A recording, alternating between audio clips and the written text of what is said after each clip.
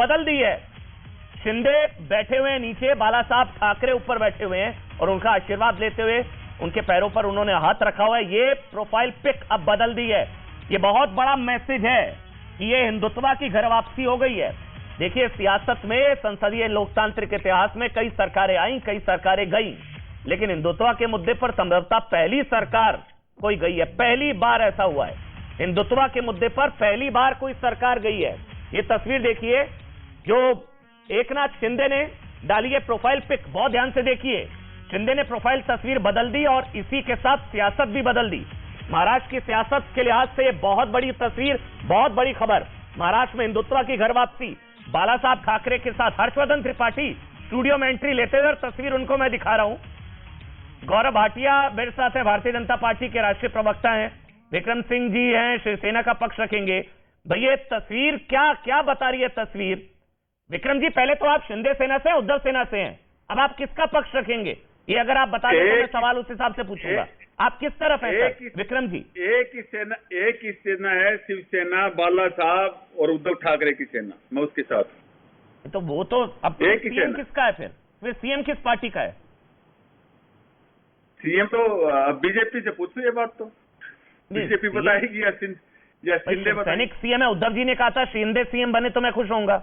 आप शिवसैनिक सीएम बने तो खुश नहीं है? वो तो उद्धव जी बना ही रहे थे, तो फिर नहीं, आप शिवसैनिक सीएम बनने से खुश नहीं है क्या? नहीं, वो तो उद्धव जी बना रहे थे, तो क्यों नहीं बन रहे थे? तब क्या था? उद्धव जी बना, बीजेपी ने बना दिया, ये प्रॉब्लम है, लेकिन एक शिवसैनिक सीएम बना है। बीजेपी ने किस तरीके से बनाया? जोर जबरदस्ती करके, ब्लैकमेलिंग, किस तरह से अगवा करके, किस तरीके से बनाया? तो क्या ये सही है? विक्रम जी बस करिए भाई, 37 विधायक, अभी भी वही घिसा पिटा रेडियो चल रहा है आपका। विक्रम जी, अमन जी, आप कितना भी बीजेपी के लिए वो कर लो, देखो मुझे एक चीज बताओ, जिनकी कम सीटें हैं वो उप मुख्यमंत्री, जिनकी ज्यादा है वो उप मुख्यमंत्री, जिनकी कम है वो मुख्यमंत्री। ये क्या बेमेल का? ये अब याद आ रहा है 55 सीटों वाला मुख्यमंत्री आपने बनाया था भाई, क्या हो गया? भूल गए क्या? 55 सीटों वाला मुख्यमंत्री उद्धव जी। कितनी सीटें थी आपके पास महाराष्ट्र विधानसभा में? कितनी सीटें थी? 55 सीट है। तब 55 सीटों वाला मुख्यमंत्री हो सकता है, तो 37 वाला नहीं हो सकता? नहीं, जब इतना बड़ा दिल दिखाना था तो उसी टाइम बनाने थे ना, उद्धव जी को बना देते, तो ये शिंदे को बना देते उसी टाइम। ये पद के चक्कर में धोखा दिया था बीजेपी को। अच्छा, तो क्योंकि सीएम पद नहीं मिला था इसलिए धोखा दिया था? नहीं, हमें पद के लालच नहीं है, ये तो बीजेपी को लालच। तो कह रहे हैं उस वक्त बना देते तो नहीं छोड़ते। अरे तो भाई मैं शिंदे की कह रहा हूँ कि शिंदे जी को उस टाइम बना देते, किसने रोका था? अगर ये इतना बड़ा दिल अब दिखा रहे हैं, खुश हैं, ज्यादा सीटें रख करके खुश है विक्रम जी। मुख्यमंत्री असली शिवसेना कहाँ है सबको पता है। अब आप खुश हैं? आप शिवसैनिक मुख्यमंत्री है भाई, शिवसैनिक मुख्यमंत्री, किस मुंह से विरोध करेंगे? शिवसैनिक तो जज बना रहे हैं सड़कों पर। जो कोई भी गद्दार करेगा वो शिवसैनिक, जो गद्दारी करेगा वो शिवसैनिक नहीं हो सकता। अच्छा, जो परिवार वही परिवार, बाकी सब गद्दार। ये लोकतंत्र में इतनी दयनीय स्थिति है, मतलब जो परिवार कहेगा वही परिवार, बाकी सब गद्दार, सारे गद्दार, सिर्फ एक परिवार। यही हर पार्टी में, यही हर पार्टी में परिवार की। अरे भाई मैं कह रहा हूं कि जहां पे 2 आदमियों की चले वो परिवार से कम है क्या? वो तो परिवार से भी। तो वहां कौन सा परिवार, किसका परिवार भाई? मैं तो आपके परिवार की बात कर रहा हूं। आप सबको परिवार बता रहे हो, जहां पे सिर्फ 2 लोगों की चले, विक्रम जी, सिर्फ 2 ही लोगों की चले, वो परिवार से कम हुआ। विक्रम जी, आप शिवसैनिक हैं? आप शिवसैनिक हैं? मैं शिवसैनिक हूँ। आप शिवसैनिक हैं। अब अगर पार्टी शिंदे जी के पास है और उस शिवसेना के मुख्यमंत्री हैं, तो आप कह रहे हैं मैं उनके साथ नहीं हूं, तो आपकी तो पहचान ही खत्म हो गई फिर। अब आप किस हैसियत से जुड़े? मतलब आप शिंदे सेना के प्रवक्ता हैं या उद्धव सेना के? अरे भाई ऐसी पहचान खत्म करने का तो बहुत बार लोगों ने कोशिश करी, लेकिन प्रोफाइल पिक देखिए, बाला साहब के साथ है भाई, प्रोफाइल पिक देखिए उनकी, बाला साहब ठाकरे के साथ है। जबरदस्त। अरे भाई जबरदस्ती कोई कहेगा कि नहीं? हाँ हम तो बाला साहब के। अरे भाई कौन सा काम किया? बाला साहब ने जो गद्दार करी, जिन्होंने गद्दारी की, उनको बाला साहब ने कभी नहीं अपनाया। कैसे कह सकते हैं ये बाला साहब की वो है? गद्दारी बाला साहब के सिद्धांतों पे चलते थे। गद्दारी हिंदुत्व के साथ किसने की है? ये तो जनता ने बताया ना। किसने की? ये तो हिंदुत्व रिटर्न्स है, ये तो हिंदुत्व की सरकार है, हिंदुत्व की घर वापसी है, जिसकी सनातन उसकी सत्ता है। ये तो जिसकी सनातन है उसकी सत्ता, यही बहुत बड़ा मैसेज है विक्रम जी। अमन जी, ये गद्दारी तब नहीं हुई थी जब हनुमान चालीसा पर देशद्रोह लगाया गया था। ये गद्दारी तब नहीं हुई थी जब महाराष्ट्र में साधुओं की लिंचिंग हुई थी और क्या हुआ था। ये गद्दारी तब नहीं हुई थी। क्या आप गद्दारी हुई है? अमन जी मुझे ये बताओ कि शिवसेना ने कौन सा हिंदुत्व छोड़ा है? आप अपनी ईमानदारी से बता दो एक बार। और बीजेपी ने कौन सा हिंदुत्व ये सर तब छोड़ दिया जब हनुमान चालीसा पर देशद्रोह लग गया।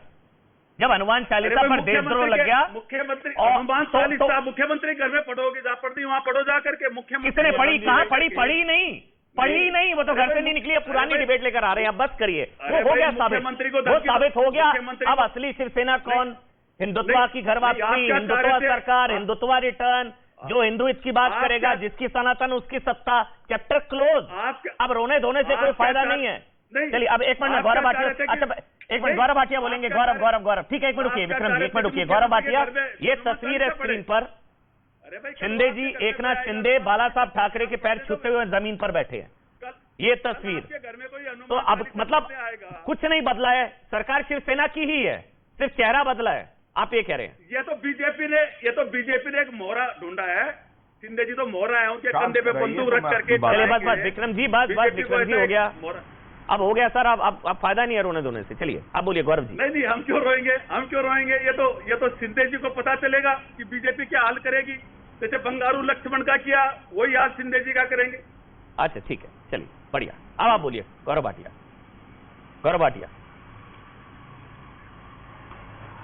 अमन जी देखिए, जब शपथ ग्रहण हुआ, बाला साहब ठाकरे जी का नाम लिया गया, अपने गुरु आनंद दिघे जी का नाम लेके शपथ ली, और हर हर महादेव के नारे से पूरा जो वहां पे भवन था वो गूंज रहा था। और इसलिए इनको दर्द हो रहा है क्योंकि ये नारे लगाते हैं सोनिया माता की जय। मैं तो आज गर्व से एक बात कहूंगा कि 3 बड़े संदेश गए हैं। पहला संदेश, जनता का हित सर्वोपरि है। दूसरा बड़ा संदेश, हिंदुत्व की जीत होगी और भारतीय जनता पार्टी हमेशा हिंदुत्व के साथ खड़ी है, यही हमारी विचारधारा है। और तीसरी बात, देवेंद्र फडणवीस जी का कद और बढ़ गया। ऐसे एक मिनट में शांत करा रहा हूं उनको। विक्रम जी, आप बीच में बोलने से क्या फायदा? अब तो गई सरकार, अब सुनिए, सुनने का टाइम है, अब सुनने का टाइम है, सुनिए आराम से। अब आप जब आप बोल रहे थे उन्होंने सुना था, सुनना चाहिए। बोलिए अब आप गौरव जी, बीच में कोई नहीं बोलेगा भाई, ऐसे नहीं डिबेट होगी। बोलिए आप गौरव। अमन जी, तीसरा बड़ा संदेश जिस पे मैं आपका ध्यान केंद्रित करूंगा, हम लोग तमाम डिबेट में जाते हैं और एक बात हमेशा कहते हैं, भारतीय जनता पार्टी का मूल मंत्र है देश सर्वोपरि है, फिर दल है, फिर मैं व्यक्ति हूं। आज उसको चरितार्थ किया है देवेंद्र फडणवीस जी ने। उन्होंने बताया, महाराष्ट्र की जनता के लिए मैं समर्पित हूं, मेरी पूरी आस्था पार्टी में है, और अगर मुझे निर्देश दिया गया है तो मैं उप मुख्यमंत्री बनूंगा। बताइए गौरवान्वित होगा कि नहीं व्यक्ति? हर भारतीय जनता पार्टी का नेता और कार्यकर्ता आज गौरवान्वित है। तीसरी बात देखिए, खोया क्या है? शिवसेना ने आज अपना एक मुख्यमंत्री पाया, लेकिन विडंबना यह है कि उद्धव ठाकरे खुश नहीं है। और विडंबना यह भी है कि जब उद्धव ठाकरे जी ने कल अपना त्यागपत्र दिया तो हिंदुत्व की जीत हो गई। आप बताइए, बाला साहब ठाकरे जी ने कभी यह सोचा होगा कि शिवसेना का मुख्यमंत्री बनेगा और उद्धव ठाकरे निराश होंगे और उद्धव ठाकरे इस्तीफा देंगे और हिंदुत्व की जीत होगी? ये केवल इसलिए हुआ अमन जी, मैं आपको बताऊं, क्योंकि हमने देखा किस तरह से वीर सावरकर जी को गाली दी जाती थी। राहुल सावरकर नहीं हूं मैं, राहुल गांधी हूं, लेकिन उद्धव ठाकरे को कोई फर्क नहीं पड़ता था। किस तरह से बाला साहब ठाकरे जी की अपना वक्तव्य, वो कहते थे मैं दुकान बंद कर दूंगा लेकिन कांग्रेस के साथ कभी हाथ नहीं मिलाऊंगा, उसकी अनदेखी की गई। आज भारतीय जनता पार्टी जो कि सबसे बड़ा दल है महाराष्ट्र में, उसने सिद्ध किया कि हम सत्ता के लिए नहीं, हम सेवा करने के भाव से महाराष्ट्र में कार्य करेंगे और इतिहास रचेंगे। हर्षवर्धन त्रिपाठी कह रहे, ये मास्टर स्ट्रोक आपको लग रहा है? क्योंकि मैं आपके ट्वीट पढ़ रहा था, आप थोड़े इस फैसले से थोड़े आहत है, आपको लग रहा है कि ये गलत है, ये फैसला ठीक नहीं? हर्षवर्धन त्रिपाठी आप बोलिए। मुझे लगता है कि भारतीय जनता मतलब ये मास्टर स्ट्रोक है या नहीं है? नहीं, मुझे नहीं लगता कि मास्टर स्ट्रोक है। अब अगर कुछ भी हो जाए उसके बाद मास्टर स्ट्रोक कहने की परंपरा हो जाए तो बात अलग है, लेकिन भारतीय जनता पार्टी के इस पूरे जो घटनाक्रम हुआ त्रिपाठी को 2 हिस्सों में देखना चाहिए। अगर हम कहें कि भारतीय जनता पार्टी ने जो महाराष्ट्र में हासिल किया है उसको कैसे देखें, तो उसको दो हिस्सों में देखिए। पहला हिस्सा ये कि भारतीय जनता पार्टी ने तय किया और वो अचीव कर लिया जो लगभग असंभव दिख रहा था, और बहुत शानदार तरीके से रणनीतिक बढ़त बनाते हुए शिवसेना, उद्धव ठाकरे, शरद पवार और कांग्रेस पार्टी को धूल धूसरित कर दिया। सत्ता की ऐसी मुश्किल हो गई कि उद्धव ठाकरे के लिए तो पार्टी भी संकट में आ गई। यहां तक भारतीय जनता पार्टी ने बहुत शानदार काम किया। एकनाथ शिंदे को मुख्यमंत्री बनाया। हालांकि मैं ये मानता हूं कि देवेंद्र फडणवीस को ही मुख्यमंत्री बनना चाहिए था, उनके पास एक बड़ा नेता था। महाराष्ट्र की राजनीति में पहली बार ये अमित शाह और देवेंद्र फडणवीस ने मिलकर तय किया कि हिंदुत्व की राजनीति की अगुवा पार्टी हो जाएगी भारतीय जनता पार्टी। लेकिन जैसे ही उन्होंने उप मुख्यमंत्री बनाया देवेंद्र फडणवीस को, और वो भी जेपी नड्डा जी लाइव कह रहे हैं, सार्वजनिक तौर पर कह रहे हैं कि आप बन जाइए, इससे क्या साबित हुआ? इससे साबित होता है कि भारतीय जनता पार्टी में अंदर खाने कहीं इस फैसले को लेकर मुश्किल है। जो देवेंद्र फडणवीस लग रहा था कि एकनाथ शिंदे के ऊपर उनके हाथ रख के बैठे हुए हैं, लगा कि नहीं, अरे ये तो इनके नीचे आकर डेप्यूटी बन रहे हैं। मुझे लगता है रणनीतिक तौर पर बहुत गलत फैसला और बहुत खराब फैसला लिया, वो भी तब जब इतनी बड़ी जीत हासिल की। एक बार हर्षवर्धन त्रिपाठी जी, मैसेज भी तो गया कि भाई पद का लालच नहीं दूंगा, और कुछ प्लान्ड नहीं था। प्लान्ड होता तो फडणवीस मुख्यमंत्री होते, निश्चित कुछ प्लान्ड नहीं था। नंबर एक, नंबर दो, पद का लालच नहीं है।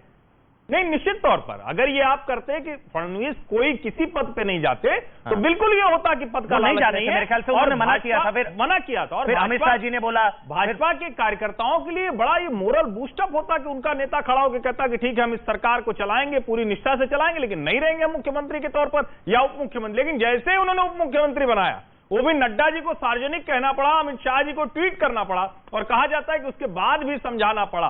तो इसका मतलब कि कहीं न कहीं कुछ तो गड़बड़ है। और आप बीजेपी के मोरल्स को देखिए, जो वर्कर हैं, जो अभी 1 घंटे पहले तक की जो बातचीत थी, 1 घंटे बाद जो उनके विधायक हैं, जो उनके नेता हैं, उनकी बातचीत देखिए तो बहुत स्पष्ट हो जाता है। हाँ, उन्होंने ट्वीट करा है देवेंद्र फडणवीस ने कि प्रामाणिक कार्यकर्ता के नाते पार्टी के आदेश का मैं पालन करता हूं।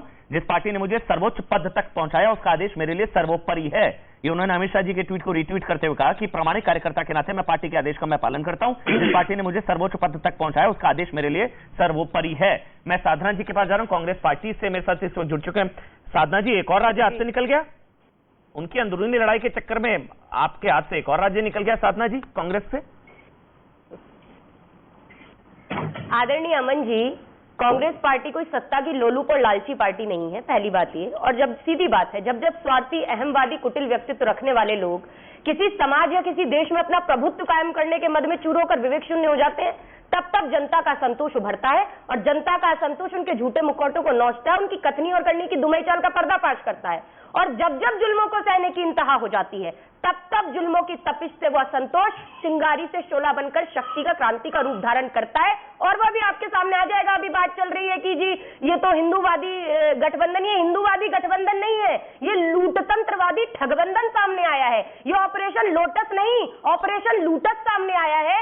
सबको पता है, जनता द्वारा जनता के लिए जनता का शासन लोकतंत्र कहलाता है। मगर भाजपा ने एक नई परिभाषा दी है, लूट द्वारा लुटेरों के लिए, और लुटेरों का शासन लूटतंत्र कहलाता है। और वो भाजपा का शासन आज दिखाई दे रहा है। ये पहली बार है क्या? मध्य प्रदेश देख लीजिए, मध्य प्रदेश देख लीजिए, मैं आपको एक एक करके गिनवाई देती हूँ। मध्य प्रदेश, महाराष्ट्र में कैसे लोकतंत्र, महाराष्ट्र में कैसे, अगर आप थोड़ा सा समझा दें साधना जी, कैसे थोड़ा सा विस्तार में, कैसे जी, कैसे लूटतंत्र, बिल्कुल विस्तार में समझा देती हूँ। कैसे लूटतंत्र नहीं था? जो सरकार सही सलामत चल रही है, देखिए, धन बल से, छल बल से, ईडी का ये आरोप गलत है भाई, शिवसेना के विधायक बिकाऊ है, ये नहीं कहना चाहिए आपको, धमका कर, ये गलत है। ये अब आप उनके साथ नहीं है तो आप शिवसेना के विधायकों के लिए ऐसी भाषा बोलेंगे, वो बिकाऊ है, धन बल पर बिक गए, ये गलत है। बिकाऊ की बात आप कर रहे हैं, आपने बोला वो धन बल पर, आपने बोला ना धन बल का इस्तेमाल, धन बल क्या होता है, मतलब वो बिक गए, वो बिकाऊ है। अब आप उनके साथ नहीं है तो आप उनको बिकाऊ बोलेंगे साधना जी, ये गलत है। आदरणीय अमन जी, ये गलत है। नहीं, मैंने तो बिकाऊ बोला ही नहीं। आपने बोला ना धन बल के आधार पर, धन बल मतलब क्या होता है भाई? धन मतलब पैसा। अब बिल्कुल भारतीय जनता पार्टी ने आज तक नहीं किया क्या? मध्य प्रदेश में क्या किया? महाराष्ट्र की बात करिए ना, मुझे कोई इतिहास में, आज महाराष्ट्र में बताइए क्या पैसे का इस्तेमाल हुआ है, हाँ या ना? करने का प्रयास नहीं, क्या पैसे का इस्तेमाल हुआ है, हाँ या ना? इनकी कि सत्ता के लोलू पर लालची लोग, अब नहीं, अब आप मेरे को मेरा जवाब पहले पूरा करने दे प्लीज, कृपया करें। साधना जी आप ही बोलिए, बस मेरे को एक जवाब जानना है, आप ही बोलिए साधना जी, क्या पैसे का इस्तेमाल हुआ है महाराष्ट्र में, हाँ या ना? गौरव जी कह रहे थे अभी बाला साहेब क्या पैसे का इस्तेमाल हुआ है साधना जी? फिर आपका जवाब दूंगी। गौरव भाई कह रहे थे, अरे अब ये तो भाजपाइयों से पूछो ना। तो आपने बोला धन बल, तो आप आरोप लगा रही थी बिना किसी तथ्य के। मध्य प्रदेश सरकार गिराई गई तब कोरोना नहीं। अमन जी, अब आप लगातार बीच में बोलेंगे तो मैं जवाब नहीं दे पाऊंगी। साधना जी, मेरी बात सुन लीजिए। आपने बोला है क्या, उसको मुझे बता दीजिए, मेरी जानकारी में नहीं है। आपने आरोप लगाया कि धन बल का इस्तेमाल हुआ साधना जी, तो धन क्या पैसे का खेल हुआ, हाँ या ना साधना जी? महाराष्ट्र में बिल्कुल धन बल भी हुआ, छल बल भी हुआ, धन हुआ, धन बल हुआ है। तो मतलब विधायक बिके हैं? बिल्कुल हुआ, क्यों नहीं हुआ? मतलब विधायक बिके हैं, छल बल भी हुआ। मतलब विधायक बिके हैं? मैं नहीं, आप अपनी जबान मेरे मुंह में लगाने का। अरे धन मतलब क्या होता है भाई? धन मतलब पैसे का खेल हुआ। सफल रहेंगे आदरणीय अमन जी। अरे तो मेरी पूरी बात तो हो जाने दीजिए, पूरी बात तो हो जाने दीजिए भाई साहब। मैं आदरणीय गौरव जी को सुन रही हूँ। आदरणीय गौरव भाटिया जी ने कहा कि ये जी विचारधारा से भटक गए, इनके शिवसेना के लिए अभी कुछ बातें कर रहे थे। मैं पूछना चाहती हूँ कि आदरणीय अटल बिहारी वाजपेयी जी ने क्या कहा था? आदरणीय अटल बिहारी वाजपेयी जी ने कहा था कि पार्टी तोड़कर सत्ता के लिए नया गठबंधन कर अगर सत्ता हाथ में आती है तो मैं ऐसी सत्ता को चिमटे से भी छूना पसंद नहीं करूंगा। इसके मतलब आपने भी अपनी विचारधारा बदल ली और आप बार बार ये कह रहे हैं हिंदूवादी, हिंदुत्ववादी। पहली बात तो राम से रामवादी हो सकता है, रामत्ववादी नहीं होता। कृष्ण से कृष्णवादी हो सकता है, कृष्णत्ववादी नहीं हो सकता। गांधी से गांधीवादी हो सकता है, गांधीत्ववादी नहीं हो सकता। ऐसे हिंदू से हिंदूवादी तो होता है, परंतु हिंदुत्ववादी कदापि नहीं होता। ये हिंदुत्ववादी तो एक हिंसक प्रजाति है भाई, जो तोड़ने का काम करती है, गॉडसेवादी का काम करती है। नहीं कोई नहीं, बोलने दीजिए। सरकार गई है, आपकी नहीं गई ना सुजाता जी, उनकी सरकार गई है। नहीं, ये नहीं, रोने का क्या मतलब है? मैं तो आपके मुंह पर आपके बोल खोलने का काम कर रही हूँ। मेरे नजर आ रही है क्या साधना भारती आपको? रोती हुई नजर आ रही है क्या साधना भारती आपको? अरे हम एकता के बल पर, समरसता के बल पर, जी मैं तो साथ सम्मान आपको समय दे रहा हूँ कि मैं समझ सकता हूँ सरकार गई है। मैं तो आपको साथ सम्मान समय दे रहा हूँ। रोने वाली बात क्या हो गई? ये क्या रोना? मैंने कब बोला? मैंने बोला वो दुख है, दुख बोला, मैंने नहीं बोला रो रही है। मैंने बोला दुख होगा, झटका है, दुख है। मैं समझ सकता हूँ साधना जी। बनाने का प्रयास करेंगे तो जनता मुंह तोड़ जवाब देगी। बिल्कुल, एग्जैक्टली, जनता देगी। बिल्कुल सही बात है, जनता देगी, बिल्कुल जनता देगी। बाला साहेब जी की शिवसेना को मिट्टी में मिलाने का काम नहीं चलेगा। आप जनादेश को कांग्रेस को बाला साहब की शिवसेना एक मिनट सुजाता जी बोले, फिर अमित सोलंकी एक कमेंट ले लेते हैं जल्दी से। गौरव आ रहा हूँ जल्दी से। सुजाता जी, ये लोकतंत्र का कत्ल हो गया और धन बल का इस्तेमाल हो गया और सब कुछ हो गया। सुजाता जी, गौरव आ रहा हूं। मेरा हृदय बिल्कुल फट रहा था जिस तरह से ये इनके दुख निकल रहे थे। अभी जाहिर है क्योंकि ले जाके 2 राज्यों में सरकार बनी है। राजस्थान में तो सरकार संकट में नहीं, छत्तीसगढ़ हर 5 साल पे सरकार बदलती है तो वो भी हाथ से जाएगी। खैर इतना इनका दुख समझ में आता है। लेकिन जहां तक महाराष्ट्र की बात ये कर रही थी और बड़े बड़े शब्दों का इस्तेमाल कर रही थी, तो इनसे एक सब पूछे, इन सारे प्रपंचों में एक ही सवाल है मेरा कि जो सरकार जनादेश की अवहेलना करते हुए, ये सरकार जो उद्धव सरकार थी, जो अल्पमत में ही सरकार अभी चले जा रही थी और सत्ता को छोड़ने का बिल्कुल किसी भी मूड में नहीं दिख रही थी, किसी भी तरह से वो कुर्सी को पकड़े हुए थी, वो सरकार बिल्कुल सैद्धांतिक रूप से और डेमोक्रेसी के लिए बिल्कुल सही थी। लेकिन वो सरकार आई जिसके लिए जनादेश दिया हुआ था, तो उसके लिए बड़ी बड़ी मतलब आंसू गिराए जा रहे। ये कैसी बात है? इनको तो जनादेश मिला भी नहीं था। अमन जी, ये जो 2.5 साल बैठे हैं सत्ता में, ये किस हिसाब से बैठे हैं? कितने मंत्री थे इनके क्या कौन सा जनादेश के बल पे बैठे हुए थे यहाँ पे? ये तो मुफ्त की सत्ता की मलाई खा रहे थे और आज यहाँ पे इसके लिए कहा जाता है जैसी करनी वैसी भरनी, जैसी करनी वैसी भरनी। जो किया वो पाया। कार्यकर्ता हर जगह जाके बोलते कि भाजपा ने इसको खरीदा, उसको बेचा। मैं आज आपके चैनल के माध्यम से कहना चाहती हूँ कि ये प्रपंच बंद होना चाहिए, क्योंकि अगर इनके पास सबूत है तो कोर्ट है, पुलिस है, वहां जाइए। सिर्फ टीवी पे आके ऐसे बड़ा करने से कुछ नहीं होने वाला, क्योंकि इनके पास कोई सबूत नहीं है, कहने का कोई आधार नहीं है, कोई तथ्य नहीं है। ठीक है भाई, सीधा सा सवाल था ये। मेरे ख्याल से सुजाता जी ने जो समझाया कि जब चुनावपुर गठबंधन बीजेपी शिवसेना को मिला था, ये समझ में नहीं आई। साधना जी एक करके बोल लेते हैं। तो फिर तो जो सरकार बनाई थी, जब बीजेपी शिवसेना को शायद 169 सीटें मिली थी, तब एनसीपी और कांग्रेस के साथ मिलकर सरकार बना ली थी, तो वो लोकतांत्रिक मूल्यों के आधार पर क्या सैद्धांतिक रूप से सही था? अगर आज गलत है।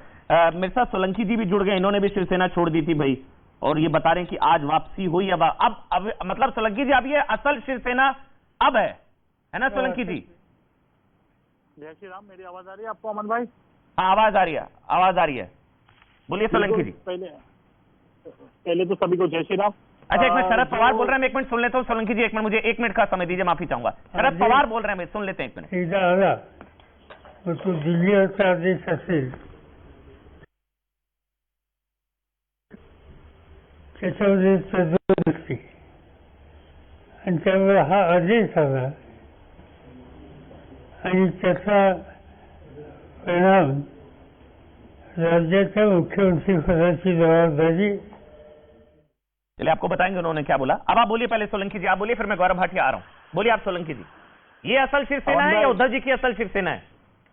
पहले तो मैं एक चीज बताऊंगा कि आज बाला साहब की विचारधारा और हिंदुत्व की जो विचारधारा है उसकी जीत हुई है। असल शिवसेना तो बाला साहब की शिवसेना रहेगी, जो बाला साहब के सिद्धांतों को मानेगा, बाला साहब की कई बातों पे चलेगा, वो असली शिवसेना है। ना उद्धव साहब की शिवसेना बोल सकते हो, ना शिंदे जी की शिवसेना, ना रमेश सोलंकी। जो बाला साहब के सिद्धांतों पे चलेगा वही शिवसेना असली शिवसेना है, जो आज एकनाथ शिंदे जी ने साबित करके दिखा दिया है कि शिवसेना असली कौन सी है और नकली कौन सी सबको दिख ही रहा है। और जो पैनल शिवसेना में वापसी हो गई है मतलब? नहीं, मैं तो बाला साहब का शिवसैनिक ही था। मैंने जब शिवसेना छोड़ी तभी भी मैंने ऐसे बोला था कि मैं बाला साहब का शिवसैनिक हूँ।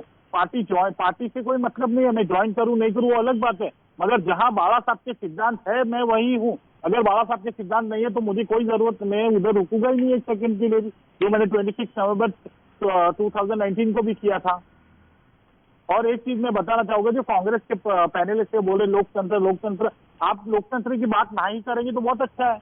आप पोर्टफोलियो नीरा राडिया गेट वगैरह आप तो भूल गए, आप लोकतंत्र की बात ही मत करिए, आप पैसे की बात ही मत करिए। 2.5 साल में आपने पैसे के लिए क्या किया है कि अपना कमिश्नर भाग गया पैसे के चक्कर में, वसूली करने में, होम मिनिस्टर जेल में, आपके मिनिस्टर जेल में आपने किया क्या है? अच्छा, ये तस्वीर देखिए और इस वक्त देखिए देश की सियासत देखिए, तस्वीरें देखिए। एक तरफ है उद्धव सेना, ये चिंटू भाई हैं, चिंटू शेख इनका नाम है। एक तरफ है शिंदे सेना, इनका नाम रमेश सोलंकी है, सोलंकी जी हैं। अब ये कह रहे हैं असली शिवसैनिक ये है, और ये चिंटू भाई कहेंगे ये असली शिवसैनिक हैं। तो अब और मुख्यमंत्री शिवसैनिक हैं, तो चिंटू भाई आप किस तरफ है? मैं आपको बदल दूं, उधर रख दूं? मैंने अभी उद्धव सेना की तरफ रखा है आपको। आप मुझे अपने बारे में बता दें, आप उद्धव सेना से हैं? अमन जी, मैं पहले भी शिवसैनिक था, उद्धव साहब का, बाला साहब का शिवसैनिक था, आज भी रहूंगा और कल भी रहूंगा।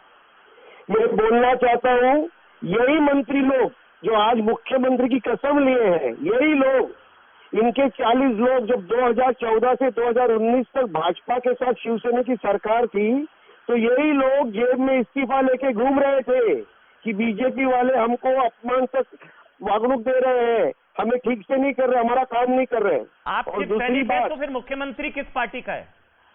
सुनिए, दूसरी बात मुख्यमंत्री किस पार्टी का है? ये आगे तय करेगा, क्योंकि ये जीते हैं शिवसेना के टिकट पर, बाला साहब का नाम लेकर, उद्धव साहब की सभा लेकर, धनुष्य बाण पर, और जिस तरीके से भाग कर चोरी चुप के सरकार बनाई है, ये कोई शिव सैनिक की स्टाइल नहीं है। ये चोरी चुप के, ये सुनिए अमन जी, आप कह रहे हैं आप हैं, आप लोग आपस में तय कर लीजिए, क्योंकि अभी कंफ्यूजन है। शिवसेना फिर शिवसेना ये भी बोलूंगा कि उद्धव साहब की और शिवसेना की सबसे बड़ी भूल मुझे लगता है कार्यकर्ता होने के नाते कि एनसीपी को साथ में लेना, क्योंकि मैं ऑल इंडिया बायोडीजल एसोसिएशन का प्रेसिडेंट हूं। जाना है फिर सोलंकी जी आप बोल लीजिए कि असली शिवसैनिक तो वो है, उद्धव जी की असली शिवसेना है, फिर आप नकली हैं। आप नकली है, ये नकली कौन है भाई? नकली कौन है भाई? देखो, नकली अकली का सवाल नहीं है, मतलब और क्या एक ही होगी ना भाई, एक ही होगी ना। सोलंकी जी बोलना चाह रहे हैं, सोलंकी जी बोलना चाह रहे हैं। चिंटू भाई सुनते हैं ना, चिंटू भाई सुनते हैं, मेरी बात हो सकता है कल को आप भी इधर आए हो, अभी कुछ पता नहीं है, आप हो सकता है आप भी इधर आ जाए कल को। बोलिए आप। आज नहीं तो कल आपको आना ही पड़ेगा।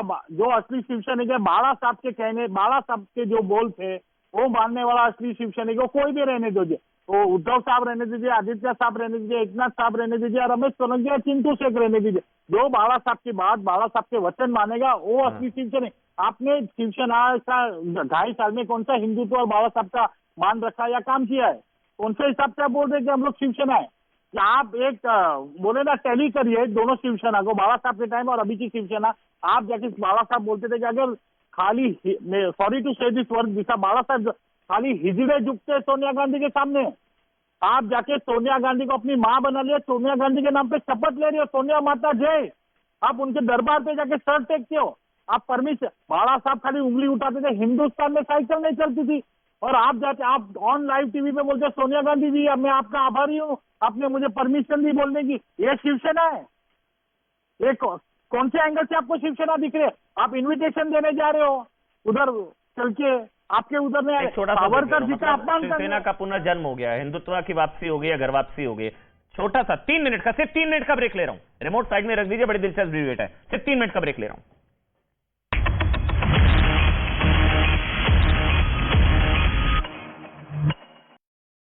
अब तक कहा जाता था कि बाइडेन के साथ प्रधानमंत्री के रिश्तों में ट्रंप वाली बात नहीं है, लेकिन इस वीडियो ने सारी गलतफहमियां दूर कर दी। बल्कि बाइडेन ने तो एक ऐसा मिडिल ईस्टर्न क्वाड बनाया है जिसमें भारत की अहमियत और दुनिया में मोदी का कद दोनों बढ़ने वाले हैं। लेकिन यह भी साफ हो गया कि भारत के प्रधानमंत्री नरेंद्र मोदी केवल कूटनीतिक रिश्ते नहीं बनाते, बल्कि वो दुनिया की महाशक्तियों से दोस्ती का रिश्ता कायम करने में भी माहिर है।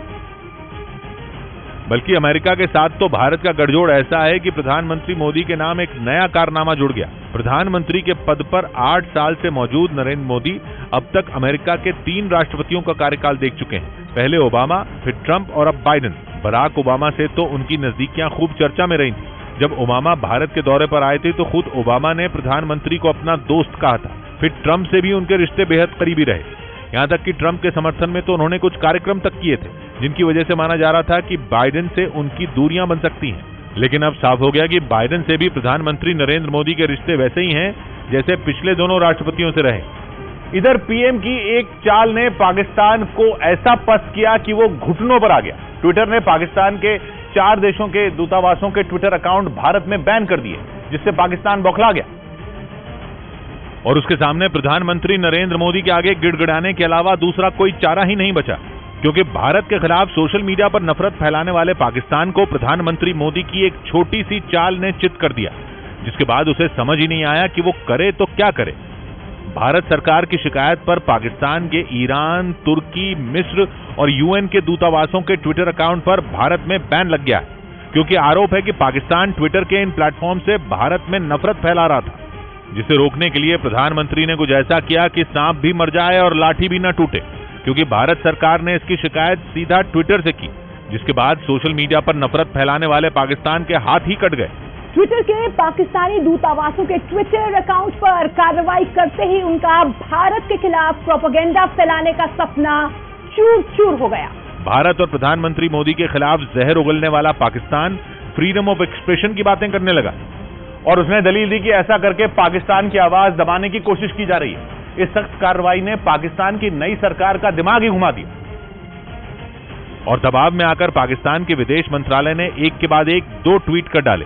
पहले ट्वीट में पाकिस्तान के विदेश मंत्रालय ने उसके 4 देशों के दूतावासों के ट्विटर अकाउंट भारत में बैन करने पर आपत्ति जताई, और दूसरे ट्वीट में उसने ये बैन हटाने के लिए हाथ जोड़े। मतलब ये कि पाकिस्तान को प्रधानमंत्री नरेंद्र मोदी से मिन्नत करनी पड़ रही है, जिसके लिए वो सूचना के प्रसार का तर्क दे रहा है, जबकि पाकिस्तान के लोगों के लिए खुद ये दूर की कौड़ी है। वैसे ये पहली बार नहीं है जब प्रधानमंत्री के सख्त फैसले ने पाकिस्तान को उसकी हैसियत दिखाई हुई। इससे पहले भारत के खिलाफ झूठी खबरें फैलाने वाले 16 यूट्यूब चैनल भी ब्लॉक किए जा चुके हैं, जिनमें 10 भारत के और 6 पाकिस्तान के चैनल थे। और इन यूट्यूब चैनल को लाखों नहीं बल्कि करोड़ों लोग देखते हैं। भारत सरकार ने आरोप लगाया कि ब्लॉक किए गए यूट्यूब चैनल पर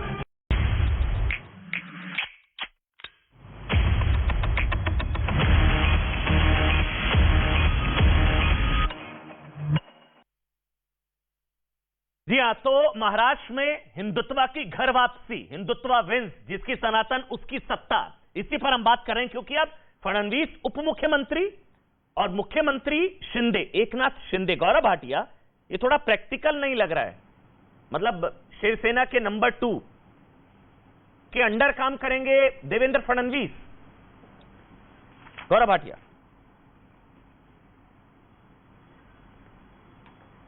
देखिए, आपने जो बात कही इससे पहले हर्षवर्धन जी ने भी ये बात कही कि ऊपर थे देवेंद्र फडणवीस जी, नीचे आ गए।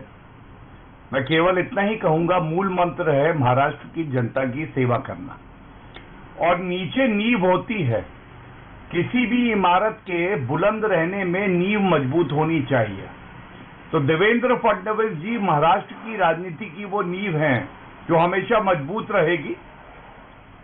लेकिन मैं कांग्रेस की प्रवक्ता की बात को सुन रहा था, बहुत दर्द छलक रहा था और ये दर्द अच्छा है और अर्ज करा है, इतना ही कहूंगा, शक न कर मेरी इन खुश्क आंखों पर, अमन जी, शक न कर मेरी इन खुश्क आंखों पर, यूं भी आंसू बहाए जाते हैं।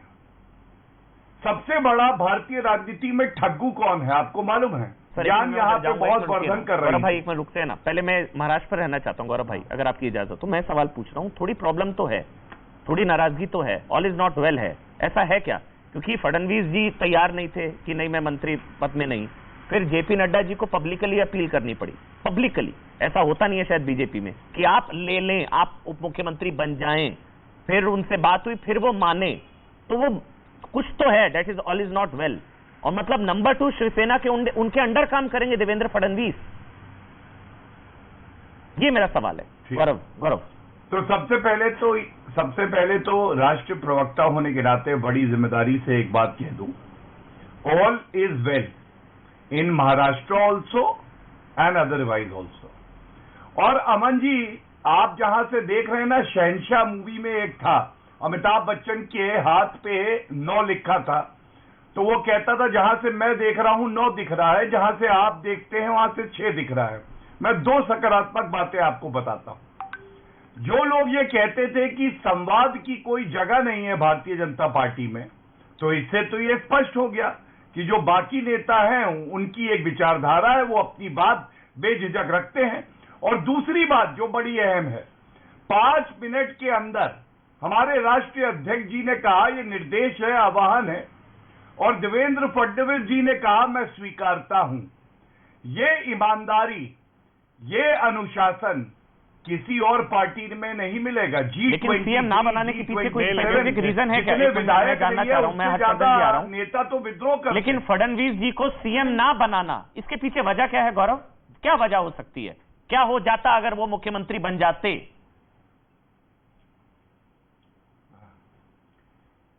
अमन जी, भारतीय जनता पार्टी एक परिवार है, परिवार की बात परिवार में ही रहेगी, और महाराष्ट्र की जनता के हित में जो होगा ना, हम वही फैसला लेंगे। ये अब सर्वविदित हो गया है। फडणवीस जी सीएम बनते टीवी तो वो चैनल नहीं पे बैठ के अगर वो बन जाते, एक मिनट, चची की मूछें होती चचा कहलाती, ऐसा नहीं है। नहीं, पहले दिख रही थी ना मूछें सर, इसलिए पूछा। पहले दिख रहा था ना, मुझे नहीं पता था मूछें नहीं दाढ़ी है, पहले तो दिख रही थी मूछें सर, पहले तो था, तय था। मैं बता रहा हूं, मैं अमन जी, जी अमन जी, और फडणवीस जी भी कह रहे थे मैं मंत्री उसमें शामिल नहीं हूंगा, फिर पब्लिकली कहना पड़ा। मैं बस मेरे को बस ये कि पहले सुनिएगा गौरव भाई, सवाल आराम से, पहले 55 सीटों वाला मुख्यमंत्री, आप लोग 106 सीटों के साथ विपक्ष में बैठे थे, अब 37 सीटों वाला मुख्यमंत्री, आप 106 सीटों के साथ बिना सीएम वाले। ये प्रैक्टिकल कैसे है?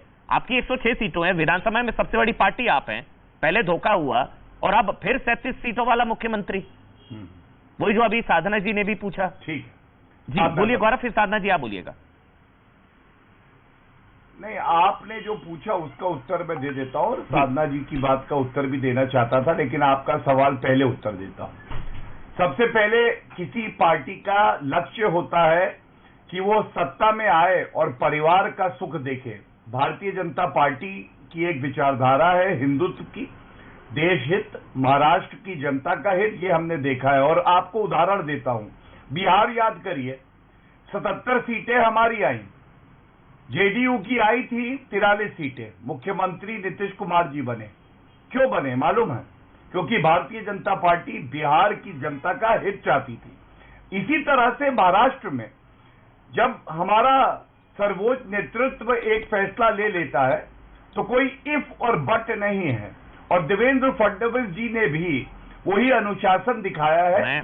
सरकार बहुत मजबूत। ये फैसला क्यों, मैं वो जानना चाह रहा हूं। आपका फैसला, आपकी पार्टी का फैसला आप लेंगे, आप ही फैसला लेंगे गौरव, और कौन लेगा? कांग्रेस थोड़ी ना लेगी, या हम थोड़ी ना लेंगे। लेकिन फैसले के पीछे वजह नहीं समझ में आ पा रही। एक वजह अगर आप बता दें, फडणवीस नहीं शिंदे सीएम, कोई रीजन होगा कि 37 सीटों वाला सीएम होगा और 106 सीटों वाला डिप्टी सीएम, कोई एक रीजन। फैसला लिया आपका, मुबारक आपको भाई, आपकी पार्टी आप लेगी फैसला, कोई एक रीजन तो होगा। इस वजह से अमन जी अगर आप बता दें, फिर हर्षवर्धन जी आप बोलिएगा। नहीं अमन जी, देखिए वजह क्या है, जब आप मंथन करते हैं, दो गुट एक साथ आए, हिंदुत्व की विचारधारा पे आए, जो कुशासन चल रहा था महावसूली अघाड़ी का, उसको दूर करने के लिए आए, तो शीर्षस्थ नेतृत्व ने सारे पहलू देखे हैं। यहां मैं प्रवक्ता होने के नाते सार्वजनिक करूं क्या वजह थी, ये वजह नहीं थी, ये उचित नहीं है। इस तरह से प्रवक्ता का दायित्व नहीं है। प्रवक्ता का दायित्व केवल एक है, जो फैसला लिया गया है वो मैं आपसे बांटूं और उसके बाद एक बात बताऊं कि जनता के हित में फैसला लिया गया है, जैसा हमारे राष्ट्रीय अध्यक्ष जी ने कहा। हर्षवर्धन त्रिपाठी, जनता के हित में फैसला, फिर साधना जी आप बोलिएगा, पहले हर्षवर्धन त्रिपाठी बोले, क्योंकि वो भी नाराज, वो भी कह रहे हैं फैसला सही नहीं है। भाई आपके हर की अपनी अपनी राय है, वरिष्ठ पत्रकार हैं, स्वतंत्र हैं, बताइए भाई कैसे हर्षवर्धन जी। अमन भाई, हाँ, तो मैं ये बिल्कुल मानता हूं गौरव भाटिया जी प्रवक्ता हैं और निश्चित तौर पर उनको कोई भी फैसला हो पार्टी का, उसको डिफेंड करने के लिए यहां होंगे और उसके तर्क देंगे। लेकिन सोचिए कि पहले भारतीय जनता पार्टी के साथ मैंडेट में धोखा हुआ, वो उद्धव ठाकरे ने किया, ठीक। अब देवेंद्र फडणवीस के साथ धोखा हो गया। अभी धोखा किसने किया, ये सवाल तो लोग पूछेंगे। नहीं, वो तो राजी हैं, वो तो और नहीं, मैं यही कह रहा हूं, वो राजी अगर होते तो जिस अंदाज में उन्होंने एकनाथ शिंदे को कहा कि मैं देखूंगा कि इनकी सरकार बहुत अच्छे से चले, हम सरकार में नहीं रहेंगे, ये मुख्यमंत्री बनेंगे, हम बाला साहब की विरासत को आगे बढ़ाएंगे, बहुत अच्छा था। निश्चित तौर पर मुख्यमंत्री का फैसला वो जस्टिफाई हो सकता है, कहा जा सकता है, हिंदुत्व, महाराष्ट्र की राजनीति, सब कुछ ठीक है। लेकिन जैसे ही आपने उप मुख्यमंत्री बनाया, इसका मतलब कि कहीं न कहीं कोई तो दबाव तंत्र हो गया, कहीं न कहीं कोई तो गड़बड़ हो गई। और जो सबसे बड़ी बात यह है कि महाराष्ट्र में 5 वर्ष की जो उद्धव ठाकरे की सरकार थी, उसने चमत्कारिक फैसले लिए थे।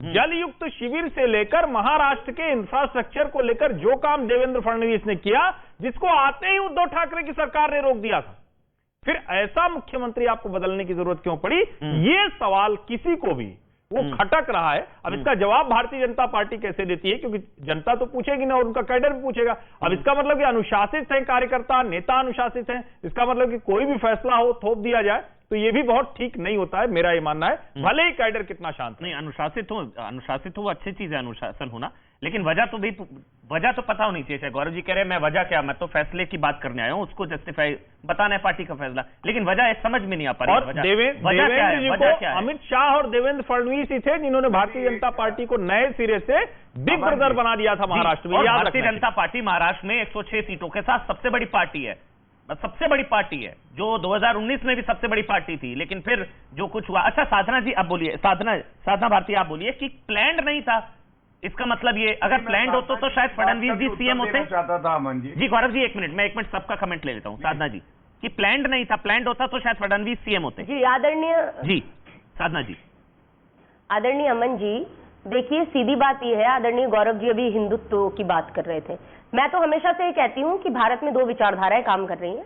एक है हिंदूवादी, जो सत्याग्रह में विश्वास रखती है, जो लोकतंत्र में विश्वास रखती है, वोट तंत्र में विश्वास रखती है, जिसके साथ कांग्रेस खड़ी है, बाला साहेब ठाकरे, उद्धव ठाकरे जी की शिवसेना खड़ी है, शरद पवार जी की एनसीपी खड़ी है, और दूसरी तरफ है इनकी हिंदुत्ववादी विचारधारा, जो कि सत्या नहीं सत्याग्रह में विश्वास रखती है, लोकतंत्र में विश्वास रखती है, नोटतंत्र में विश्वास रखती है। नहीं, मुझे मेरी बात बीच में मत बोले, कृपया करके मुझे पूरी बात करनी। जी हाँ साधना जी बोलिए। हिंदुत्व सीबीआई का डर दिखाकर लोकतंत्र और को लूटतंत्र में किस तरह बदला जाए, उसकी परिभाषा इन्होंने गढ़ने का काम किया है। और एक बात मैं जरूर जवाब देना जरूर चाहूंगी, इससे पहले एक वक्ता बोल रहे थे जिन्होंने कहा कांग्रेस क्यों बात कर रही है पैसे की। अरे भाई, आपको अगर इतना दुख और पीड़ा है तो फिर तो शिव सैनिक की धड़ जो टूट के चला गया एकनाथ शिंदे जी का, उनको तो इस भाजपा के साथ खड़ा ही नहीं होना था। ये भाजपा तो वो भाजपा है जिसमें बंगारू लक्ष्मण जी ने सरेआम टीवी पर हरे हरे नोटों की दलाली रक्षा सौदों में खाई, और न सिर्फ आरोपी बल्कि कोर्ट के द्वारा अपराधी सिद्ध करके तिहाड़ जेल पहुंचाए गए। यही सर इन्हीं की से येदियुरप्पा जी भ्रष्टाचार के मामले में कर्नाटक के पहले मुख्यमंत्री के तौर पर भाजपा के जेल पहुंच गए। शिवराज सिंह चौहान जी के खिलाफ मध्य प्रदेश में से पहले मुख्यमंत्री के रूप में लोकायुक्त के खिलाफ एफआईआर दर्ज करने का निर्देश दिया। एक सवाल पूछ लूं आपसे अगर आपकी इजाजत हो। मुझे मेरी बात जी एक सवाल, आपकी अभी जो सरकार चल रही थी इसके कितने मंत्री जेल में थे अभी फिलहाल? साधना जी जो सरकार चल रही थी आपकी कितने मंत्री जेल में थे? अरे भाई मैं तो नहीं मैं तो मैं पूछ रही हूँ कि ये भ्रष्टाचार की बात, ये भारतीय जनता पार्टी के भ्रष्टाचार की बात कर रहे हैं साधना जी। नहीं, आपको नहीं पता तो मैं नहीं, मुझसे क्यों आप भाई, आप तो बहुत बड़े पत्रकार हैं, आप आदरणीय अमन जी, आपको नंबर नहीं पता। और कांग्रेस के अगर मंत्री जेल में, आप उस बात को ना कहिए तो बढ़िया आश्चर्यचकित। कितने मंत्री जेल में थे, कितने मंत्री जेल में थे? अभी आपने क्योंकि भ्रष्टाचार की बात करी, आदर्शवादी स्थिति, तो बस मैं आपकी सरकार चल रही थी, आपके मंत्री जेल में, सिटिंग मिनिस्टर्स जेल में, देश में कोई सरकार नहीं है जिसमें इंस्पेक्टर से लेके होम मिनिस्टर तक, जिसमें इंस्पेक्टर से लेकर होम मिनिस्टर तक सब के सब या भगोड़े रहे हो या फिर जेल में रहे हो। लूट तंत्र का ऐसा उदाहरण देश में कोई नहीं दिखा। महाराष्ट्र में कोर्ट के द्वारा क्या बात कर रहे हैं आप? कहीं ऐसा नहीं था। कोर्ट के द्वारा तड़ीपार एक कोई उदाहरण बताइए। रिश्वत लेते वक्त साधना जी, आप साधना जी, हम ऐसा होता है, देखिए हम सीखने से हमारे तर्क नहीं सही, हम आराम से बात कर सकते हैं, आराम से। साधना जी, मैंने बस आपको बुरा लगा मेरा सवाल सिर्फ इतना था, आपकी सरकार में कितने मंत्री जेल में जो चल रही थी? नवाब मलिक जेल में, अनिल देशमुख जेल में, पुलिस कमिश्नर का क्या हाल? कौन से प्रदेश में ऐसी सरकार है बताइए, अगर मैं गलत हूं? हमारे देश के जो गृह मंत्री रहे वो तो कोर्ट के द्वारा तड़ीपार किए गए थे। कौन से ये सवाल, ये अब मैं आपसे पूछ रही हूँ, भारतीय जनता पार्टी ने जो जिसकी सरकार रही हो उसके में दलाली खाते हुए पकड़े गए, वो भ्रष्टाचार पर हमें जवाब देने का काम कर रहे हैं, हमें शिष्टाचार सिखाने का काम कर रहे हैं। तो हम सवाल करेंगे,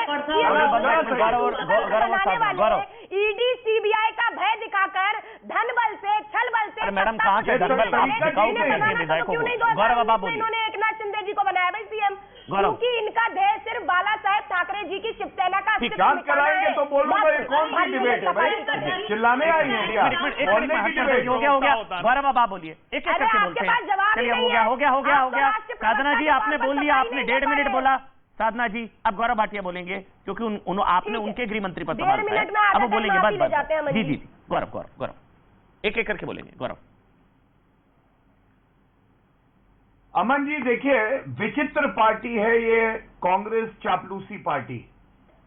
इनकी सरकार गिरी है, भाजपा ने सरकार बनाई है, आत्मचिंतन नहीं करेंगे। ये बताने आए हैं कि मुख्यमंत्री भाजपा का नहीं बना है, और इनके मुंह से एक शब्द निकला दलाली। तो भारत का सबसे बड़ा दलाल परिवार कौन सा है? वही है जिससे ईडी पूछताछ कर रही है, जो सैनिकों को बुलेट प्रूफ जैकेट नहीं देता है लेकिन वीवीआईपी चॉपर में भी दलाली करता है, नेशनल हाईवे में भी दलाली करता है। लक्ष्मण ने भूल गए, बीच में ना बोले, चुप कराइए। साधना जी आपके बीच में नहीं बोले, साधना जी ऐसे नहीं होती है डिबेट। साधना जी आपके बीच में नहीं बोले, बदतमीजी करेंगी तो बात नहीं हो पाएगी। नहीं ऐसे नहीं होगा। साधना जी वो आपके बीच में नहीं बोले। आरोपी और अपराधी के बीच में अंतर होता है कि नहीं? बस वो होगा, वो आपके बारे में बोलिएगा, वो आपके बीच में ऑडियो बंद। ऐसे नहीं।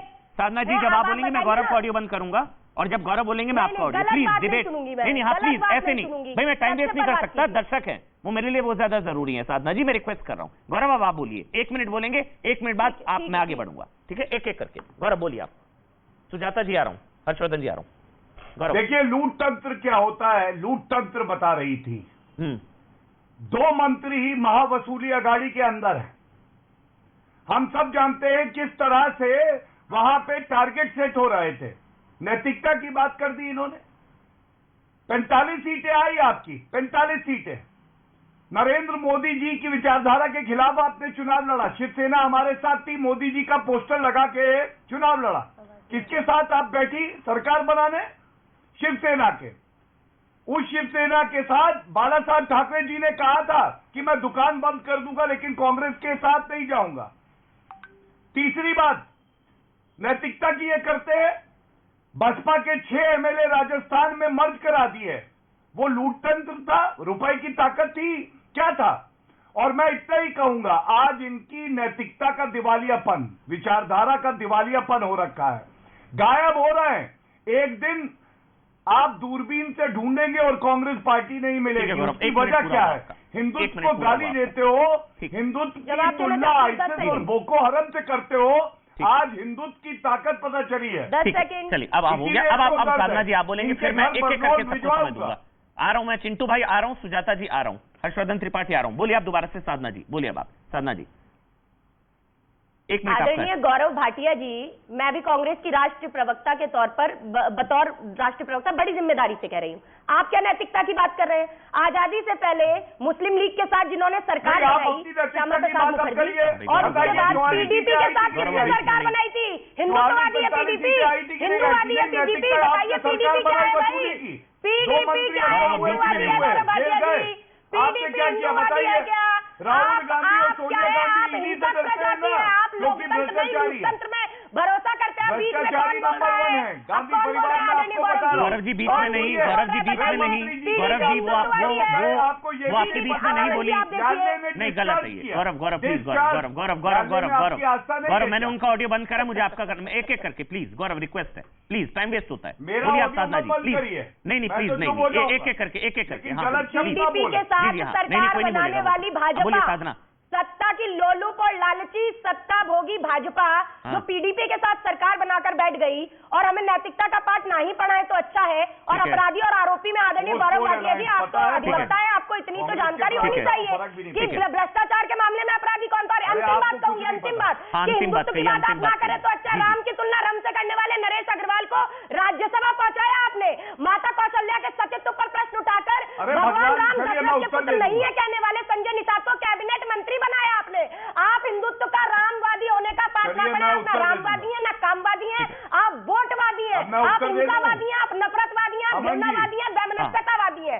आप इतना ध्यान रखिए, और इसीलिए भड़काने का प्रयास, तोड़ने का प्रयास आपका कर रहता है और हमेशा किया है आपने। ठीक है, अब हो गया। अब गौरव जी आप भी जवाब दे दीजिए जल्दी से। गौरव गौरव गौरव उत्तर दे दूं? हर्षवर्धन त्रिपाठी और सुजाता जी आ रहा हूं, जल्दी। देखिए, सबसे पहले तो ये किस पार्टी ने कहा था चरित्रहीन पार्टी? भगवान राम काल्पनिक है? कौन चरित्रहीन नेता है कांग्रेस पार्टी का जिसने कहा था Hindutva is equal to Boko Haram and ISIS? किसने कहा था हिंदुत्व जो है सिखाता है कि आप अल्पसंख्यकों को मारे? वो चरित्रहीन पार्टी कौन है पूरा देश जानता है। दूसरी बात, ये जो कर रही है पीडीपी के साथ अलायंस, मैडम को फर्क नहीं पता है प्री पोल अलायंस क्या होता है और पोस्ट पोल अलायंस क्या होता है, और वो भी समर्थन वापस लेके हम लोगों ने सरकार गिराई। आपकी तरह नहीं कि विचारधारा से अब बीच में बोल रही है, घबरा गई मैडम, घबराई हुई है क्या? तुम इतना मुस्कुरा रही हो, क्या गम है जिसको छुपा रही है? अरे आप गॉडसेवादी हैं, आप तो अभी वो तय कर दिया ना भाई, महाराज की जनता तय करेगी ना कौन सा वादी है। रुक जाइए, अब आप हर्षवर्धन त्रिपाठी आप बोलिए, फिर सुजाता जी आपके पास आऊंगा, एक एक करके बोलेंगे। हर्षवर्धन त्रिपाठी आप बोलेंगे। हर्षवर्धन त्रिपाठी, जो गौरव कह रहे हैं, जो गौरव बता रहे हैं हर्षवर्धन त्रिपाठी कि ऐसा नहीं भाई पार्टी का अनुशासन है, पार्टी तय करती है, गौरव यही समझा रहे हैं, आप बोलिए। नहीं, सुजाता जी निश्चित तौर पर, और मुझे लगता है कि देखिए यहाँ जो जिसको हम सबसे ज्यादा सुनना चाहिए, संकट हो गया है कि कौन शिवसेना है। अब वो चिंटू भाई से आपको ज्यादा सवाल पूछने चाहिए, क्योंकि शिवसेना के अस्तित्व पर सवाल है और पूरी तरह से शिवसेना गायब है। और दूसरा सवाल एनसीपी से पूछना चाहिए, पवार साहब का भी कुछ अता पता नहीं, क्यों मझधार में छोड़ दिया उद्धव जी को? एक तरह से कहीं ऐसा तो नहीं कि बर्बाद करके और छोड़ दिया, खत्म करके छोड़ दिया। तो मुझे तो ये भी लगता है कि उद्धव जी को सबसे ज्यादा अगर खतरा, जो कहते हैं ना कि पवार साहब को लगा हुआ कि एक दूसरी क्षेत्रीय पार्टी है तो इसको खत्म कर दो, तो कहीं ऐसा तो नहीं कि पवार साहब खुद भी चाहते थे कि खत्म हो जाए जिससे अगले चुनाव में उनको कोई दिक्कत ना हो? ये भी एक बहुत बड़ा सवाल है। ठीक है, अब सुजाता जी आप बोलिए। सुजाता जी, आपको भी लगता है कि अब लड़ाई दरअसल बीजेपी वर्सेस एनसीपी है? शिवसेना तो अब कहां मतलब है, कहां है? अब तो शिंदे जी की सेना है, और वो भी लगभग बीजेपी में मर्ज टाइप समझ लीजिए, कुछ समझ लीजिए। सुजाता जी अनम्यूट कर लीजिए, मैम अनम्यूट कर लीजिए सुजाता जी। हाँ, यस प्लीज गो अहेड। सो अमन, मैं ये कह रही थी कि जो आज जिस अंदाज में शपथ ग्रहण हुआ और जिस तरह से बाला साहेब ठाकरे का नाम लेकर शिंदे जी और फडणवीस जी ने शपथ ग्रहण किया, मुझे तो वो बाहुबली का वो सीन याद आ गया जहाँ पे बाहुबली मैं अमरेंद्र बाहुबली शिवगामी की शपथ लेता हूँ, ये वाला सीन याद आ गया। और इस तरह से पूरा जो मामला है, जो ये पूरा शिवसेना किसकी है, आज ये बिल्कुल साफ हो गया है कि जिसके पास विधायक है, जिसके पास जनता के चुने हुए प्रतिनिधि हैं, वही शिवसेना सही शिवसेना है, जो हिंदुत्ववादी है। टप्पा है, एक नाथ शिंदे का टप्पा है। अब ये पोस्टर भी आया था एक। तो ये कुछ लोग तो ये भी कह रहे हैं कि कटप्पा कौन है वो, उसमें तो वो जग जाहिर है, तो उस पर बात ना करें। और आज तो हम मुख्यमंत्री की बात कर रहे हैं, महाराष्ट्र के मुख्यमंत्री की, तो जिस तरह की भाषा का प्रयोग शिवसेना, जो सेफ सेना कहूंगी उसको, वो करती रही है। अच्छा रहेगा कि हम उनके बारे में ऐसी भाषा का प्रयोग ना करें। और जहां तक ये बिल्कुल भी अब मुझे नहीं लगता कि किसी को भी संदेह है कि कौन सी शिवसेना सही असल शिवसेना है और कौन सी सेफ सेना रहेगी, क्योंकि डेमोक्रेसी में, लोकतंत्र में नंबर नहीं होते हैं अमन जी, और कुछ होता नहीं है। आप ये कह रही हैं शिवसेना और शेष सेना, शिवसेना और शेष सेना। अभी कितने बच गए? 3 ही बच गए, उसमें से एक ही है जो जनप्रतिनिधि का, जो जनता द्वारा चुन के आया। बाकी तो वैसे भी इलेक्टेड एमएलसी के थ्रू थे। तो आप मातोश्री में से परिवार बचेगा। अब बोलिए चिंटू भाई, आप बोलिए। अब चिंटू भाई, मैं डिबेट में तो समय दे सकता हूँ। कमल सक्सेसफुल हो गया, ऑपरेशन कमल सक्सेसफुल हो गया। जो ईडी सीबीआई की टैक्टिक्स थी, बीजेपी के बारे में मैं बोलना चाहूंगा, जहां लूट पड़ी वहां टूट पड़े, और जहां डंडा पड़ा हुआ भाग चले। बंगाल में जैसे ममता दीदी ने इनको डंडे खिलाए, वैसे अगर उद्धव साहब इनको डंडे खिलाते तो ये इधर टिक नहीं पाते। आप हिंदुओं को डंडे, आप क्या कह रहे हैं? आपको समझ आ रहा है? आप तो अभी शिवसैनिक से आप कह रहे डंडे पड़े बंगाल में, हिंदुओं को डंडे पड़ रहे हैं, इनको डंडे, हिंदुओं को डंडे पड़ने चाहिए, हिंदुओं को डंडे पड़ने चाहिए, आप ये कह रहे हैं। और आप कह रहे हैं मैं शिवसैनिक हूं। फिर अभी हमें फर्क नहीं पड़ता, हमें फर्क नहीं पड़ता, हम हिंदुओं को डंडे पड़े। और अभी इन्होंने हिंदुओं को डंडे पड़े, आप कह रहे बंगाल में डंडे पड़े हिंदुओं को, महाराष्ट्र में हिंदुओं को डंडे पड़े। हार्दिक पटेल का क्या किया? ईडी सीबीआई सबको साथ में लेके तो भाई ऐसे काम ही क्यों करते हैं? फिर दबाव में आना पड़े। नहीं ईडी सीबीआई है, ऐसे काम ही क्यों करते हैं कि दबाव में आना पड़े और हिंदुओं को डंडे पड़े? मेरे को एक बार बताइए, क्या गुजरात में क्या किया इन्होंने? हिंदुओं को डंडे पड़े। शिवसेना के, उद्धव सेना के प्रवक्ता चिंटू शेख हैं ये, इनकी मंशा देखिए, ये कह रहे हैं हिंदुओं को डंडे पड़े। बंगाल में पड़े, महाराष्ट्र में भी इनको डंडे पड़ते चाहिए। दुख की बात क्या होगी? मगर अब शिवसेना शांत बैठेगी नहीं, हम शिवसैनिक शांत बैठेंगे। शेख साहब आराम से सुनिए। शेख भाई आवाज आ रही है? बोलिए। हाँ, ये 2 वे कम्युनिकेशन है। शेख साहब आपने बोला जैसे बंगाल में डंडे पड़े, ऐसे महाराष्ट्र में भी डंडे पड़ने चाहिए थे, तो मतलब हिंदुओं को बंगाल में तो डंडे पड़ रहे हैं, महाराष्ट्र में भी हिंदू पिटे, हिंदू मुस्लिम नहीं, हम हिंदू मुस्लिम नहीं करते।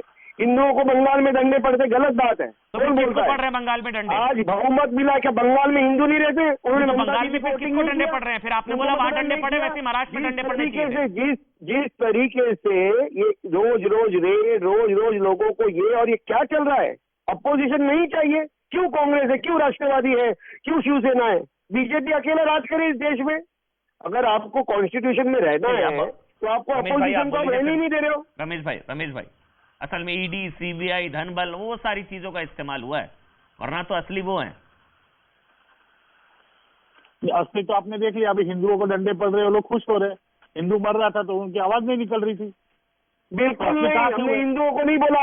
बीजेपी ने सर्टिफिकेट नहीं लिया हिंदुओं का, भाजपा ने सर्टिफिकेट नहीं लिया हिंदुओं का। इस देश का सर्टिफिकेट हिंदू है, असली शिवसेना असली शिवसेना बाला साहब का जो मानेगा वही असली शिवसैनिक है। भाजपा ने बाला साहब का बोल रहे थे, सोनिया गांधी के सामने जो झुकेगा आप जाके झुक गए। लोग यही हिंदू बोलते थे कि भूल कमल का भूल। बीच में क्यों बोल रहे हैं? रुक जाइए ना। चिंटू शेख ऑडियो बंद। आप बोलिए, आप सोलंकी जी आप बोलिए। चिंटू भाई ऐसे बीच में नहीं बोलते, अब एक एक करके बोलेंगे ना। सोलंकी जी बोलिए, कंप्लीट करिए जल्दी से सोलंकी जी। शिवसेना, मैंने जब से शिवसेना देखी और जब से शिवसेना समझा, मैंने बाला साहब को देखा था। बाला साहब का जो एक वर्ड रहता था वो खत्म, हमारी शिवसेना के लिए आदेश रहता था। बाला साहब ने एक आदेश दिया था कि कांग्रेस के साथ और एनसीपी के साथ कभी शिवसेना मिलेगी नहीं, जब जिस दिन मिलने की बारी आएगी मैं मेरी दुकान बंद कर दूंगा। बाला साहब ने खुला बोला था, सोनिया गांधी के सामने कौन झुकता है? ये लोग जाके सोनिया गांधी के सामने झुक नहीं गए, साष्टांग प्रणाम कर दिया, सूर्य नमस्कार कर दिया। आप बोलिए हर्षवर्धन त्रिपाठी। सुजाता जी एक हर्षवर्धन त्रिपाठी। भारतीय जनता पार्टी आ रहा हूँ सुजाता जी। वो शिवसेना नहीं हो सकती अमन जी जो साधुओं के लिंचिंग पे खामोश रह जाए, जो औरंगजेब की मजार पे जाके उसको राष्ट्र का नायक बताए और उसके लिए जाके वहाँ पे फूल चढ़ाए, वहाँ पे जो हो गया। मैं बस इतना ही टाइम था, जल्दी से हर्षवर्धन त्रिपाठी आप बोलिए। Harshvardhan Tripathi on the screen. Harshvardhan Tripathi. Bharatiya Janata party ने महाराष्ट्र में वो काम कर दिखाया है जो अकल्पनीय है। उद्धव ठाकरे और उनकी सेना, जो अब शिवसेना का जो हिस्सा उनके पास बचा है, उसको बर्बाद किया है। ठीक, शरद पवार की राजनीति को ध्वस्त किया है हाँ, देवेंद्र फडणवीस का उप मुख्यमंत्री बनना ये अच्छे भोजन एक बात कंकड़ के साथ 100 बात की एक बात। नमस्ते, मैं हूं किशोर अजवाणी। घड़ी इशारा कर रही है 9 बजे रात का, वक्त 100 बात की एक बात का। आज हम आपको बताएंगे कि एकनाथ शिंदे को महाराष्ट्र का सीएम बनाने के पीछे की असली कहानी क्या है। राजस्थान के उदयपुर में आतंक के स्लीपर सेल पर शिकंजा कैसे कसा गया, गैंगस्टर लॉरेंस बिश्नोई गैंग का हथियार सप्लायर कैसे पकड़ा गया और चीन के सिस्टम में किसका वायरस घुस गया। बीजेपी के समर्थन से एकनाथ शिंदे महाराष्ट्र के नए मुख्यमंत्री बन गए।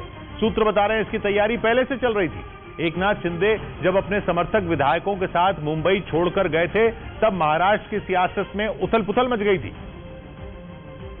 और उद्धव ठाकरे के पैरों तले जमीन खिसक गई थी। हालांकि उन्होंने नाराज विधायकों समेत एकनाथ शिंदे को मनाने की पूरी कोशिश की, लेकिन एक दिन पहले जब यह पक्का हो गया कि महाराष्ट्र विधानसभा में फ्लोर टेस्ट होगा तो उद्धव ठाकरे ने इस्तीफा दे दिया, जिसके बाद गहमा गहमी तेज हो गई और अटकलें लगने लगी कि देवेंद्र फडणवीस तीसरी बार महाराष्ट्र के मुख्यमंत्री बनेंगे। लेकिन अपने सियासी फैसलों से चौंकाने वाली बीजेपी पार्टी ने शपथ ग्रहण के कुछ घंटे पहले एक ऐसा फैसला लिया कि देखने वाले लोग देखते रह गए। पूर्व मुख्यमंत्री देवेंद्र फडणवीस एकनाथ शिंदे के साथ प्रेस कॉन्फ्रेंस करने आए और उन्होंने ऐलान कर दिया कि एकनाथ शिंदे महाराष्ट्र के अगले मुख्यमंत्री होंगे। एकनाथ शिंदे जी के साथ शिवसेना जो है मुख्यमंत्री पद के लिए अपना क्लेम माननीय राज्यपाल जी को दिया। एकनाथ शिंदे के सीएम बनने की इनसाइड स्टोरी तो ये तक कहती है कि इसकी प्लानिंग पहले ही हो चुकी थी। सूत्र बता रहे हैं कि बीजेपी से सीएम पद का ऑफर मिलने के बाद एकनाथ शिंदे ने बागी विधायकों के साथ मुंबई से बाहर कदम रखा और शिवसेना में बगावत की पूरी कहानी लिखी। महाराष्ट्र में उद्धव सरकार के 2.5 साल पूरे हो चुके थे और अगले 2.5 साल के लिए बीजेपी ने एकनाथ शिंदे को चुना और उद्धव के इस्तीफे के 24 घंटे के अंदर एकनाथ शिंदे ने मुख्यमंत्री पद की शपथ ले ली। एकनाथ संभाजी शिंदे। सूत्र बता रहे हैं कि बीजेपी की नजर मुंबई महानगर पालिका के चुनाव पर है और वो चाहती है कि महाराष्ट्र में एकनाथ शिंदे की शिवसेना उद्धव ठाकरे की शिवसेना से बड़ी हो जाए, जिसके लिए बीजेपी ने मुख्यमंत्री पद से दावेदारी छोड़ दी और मुख्यमंत्री रहे देवेंद्र फडणवीस डिप्टी सीएम बन गए। खबर तो ये भी है कि देवेंद्र फडणवीस और एकनाथ शिंदे पिछले 1 साल से संपर्क में थे, जिसका असर राज्यसभा और विधान परिषद के चुनाव में दिखा, जहां शिवसेना को उनके अपनों ने धोखा दिया और कुछ ही दिनों बाद उद्धव सरकार गिर गई। सूत्रों के मुताबिक बीजेपी ने एकनाथ शिंदे का समर्थन करके 2024 के लिए जमीन तैयार की है, क्योंकि माना जा रहा है कि एकनाथ शिंदे मराठा आरक्षण के मुद्दे पर गेम चेंजर साबित हो सकते हैं। ये समुदाय उद्धव ठाकरे से नाराज बताया जा रहा है और एकनाथ शिंदे के मुख्यमंत्री बनने के बाद ये वोट बैंक बीजेपी के साथ आ सकता है, क्योंकि महाराष्ट्र में मराठा समुदाय का मुख्यमंत्री होगा। खबर है बीजेपी ने एकनाथ शिंदे को मुख्यमंत्री बनाकर ये संकेत भी दिए हैं कि वो पूरी शिवसेना शिंदे कैंप में लाने की कोशिश करेगी और इसीलिए माना जा रहा है कि फडणवीस को मुख्यमंत्री न बनाकर और एकनाथ शिंदे के सर पर ताज रखकर बीजेपी ने एक तीर से कई निशाने साधे हैं।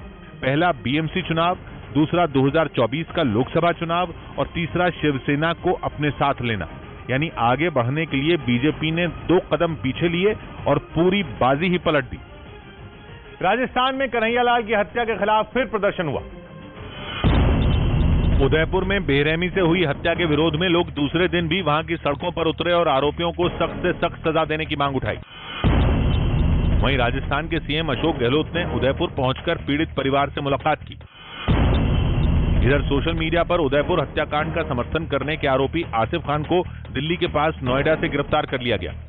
उधर प्रधानमंत्री मोदी के एक दांव ने पाकिस्तान को ब्रिक्स की बैठक से आखिरी वक्त में बाहर कर दिया। चीन ने भी अपने इस दोस्त का साथ देने से इनकार कर दिया। 23 जून को चीन में ब्रिक्स देशों की हुई बैठक में प्रधानमंत्री वीडियो कॉन्फ्रेंसिंग के जरिए शामिल हुए थे, जहां एक बार फिर उन्होंने सख्त लहजे में पूरी दुनिया को यह संदेश दिया था कि भारत किसी भी कीमत पर आतंकवाद और उसको पालने वालों के साथ नरमी नहीं बरतेगा। साफ है प्रधानमंत्री नरेंद्र मोदी का इशारा पाकिस्तान की तरफ था, जिसे वो पहले भी कई मंचों से आतंकवाद के मसले पर लताड़ चुके हैं। पाकिस्तान को पूरी दुनिया में अलग थलग कर चुके हैं, उसे एक ऐसा देश बनने पर मजबूर कर चुके हैं जिसकी तरफ कोई देखना तक नहीं चाहता। और एक बार फिर उनके एक मास्टर स्ट्रोक से पाकिस्तान को ऐसी चोट लगी जो वो सालों तक भुला नहीं पाएगा, क्योंकि ब्रिक्स की बैठक से पहले उन्होंने ऐसा दांव चला कि पाकिस्तान तो चारों खाने चित हुआ ही, उसका दोस्त चीन भी पटकनी खा गया। चीन चाहकर भी पाकिस्तान की कोई मदद नहीं कर पाया।